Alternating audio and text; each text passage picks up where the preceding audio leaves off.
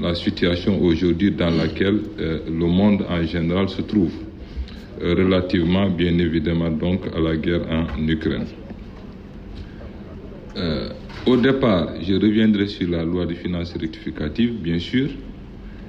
Je rappelle que nous avions bâti notre budget sur un prix du dollar du baril, autant pour moi, qui était à $75. Aujourd'hui, ce prix de baril, à un moment donné, a atteint les $135 et il aussi, aujourd'hui, aux alentours de $110-115 le baril. Deuxième élément, c'est l'appréciation du dollar qui est passé aujourd'hui de 500 francs CFA en début d'année à aujourd'hui, bien évidemment, 625 francs CFA. C'est une appréciation de 25%. Rien que l'appréciation du dollar suffirait à elle seule à faire constater une hausse des prix. Le troisième élément, bien sûr, donc, c'est le prix du fret. Naturellement, le dollar ayant augmenté, avec la situation de la Covid, l'essentiel des pays aujourd'hui travaillent à reconstituer les stocks qui étaient perdus. Donc, il y a une demande forte donc, sur la disponibilité des conteneurs, ce qui fait naturellement donc, que les prix ont augmenté à ce niveau-là. Par moment, ces prix du conteneur ont été même multipliés par 3.